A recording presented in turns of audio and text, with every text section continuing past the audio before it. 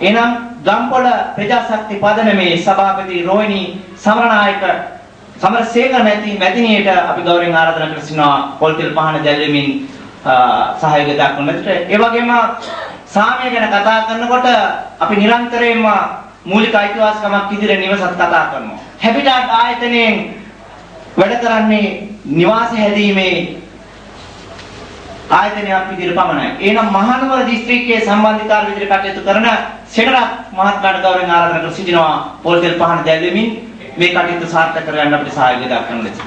හැමෝම පොල්තෙල් පහන දැල්වීමට දැන් සහභාගී වෙන්න. පාරිමැතිතුමාට අපි ගෞරවයෙන් ආරාධනා කර සිටිනවා හිටපු අතිරේක බන්ධනාගාර නිලධාරීතුමාන්ට පොල්තෙල් පහන දැල්වීමෙන් අපිට සහයෝගය දක්වන ලෙස. සැන කුඹුරේ නීතිඥ දිසානායක මැතිතුමාන්ට අපි ගෞරවයෙන් ආරාධනා කර සිටිනවා පොල්තෙල් පහන දැල්වීමෙන් මේ කටයුතු සාර්ථක කරවන්න දෙන්න.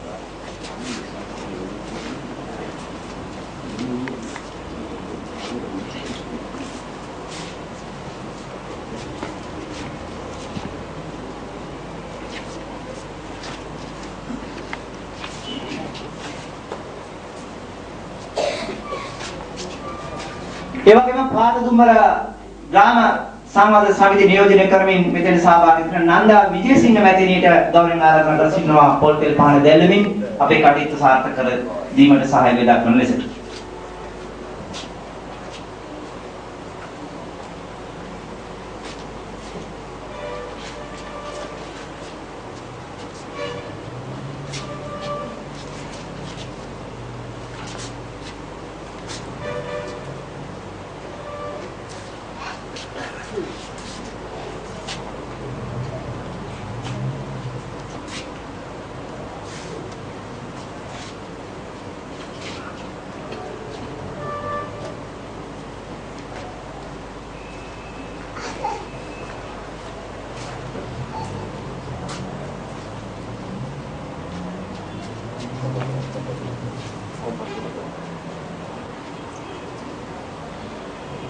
ඇල්ලෙන පහනේ තිරය එළිය ආලෝකමත් කරන්නා වාගේ අපේ වැඩසටහන සාර්ථක වෙයි කියලා අපි විශ්වාස කරනවා.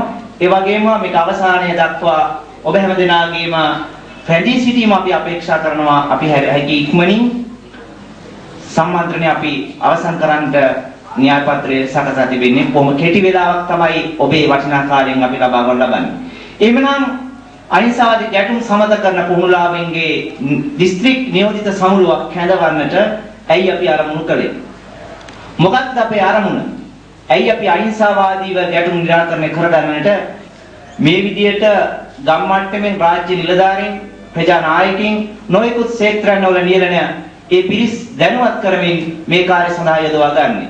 එහෙමනම් ඒ පිළිබඳව පිළිගැනීමේ කතාව කරන ගමන් අරමුණ පැහැදිලි කරන්නට සාමදාන ආයතනයේ වැඩසටහන් සම්බන්ධීකාර නිර්වසන් ඒකනායක මහත්මයාට ගෞරවයෙන් ආරාධනා කර සිටිනවා අරමුණ සමගින් පිළිගැනීමේ කතාව කරන ලෙසට.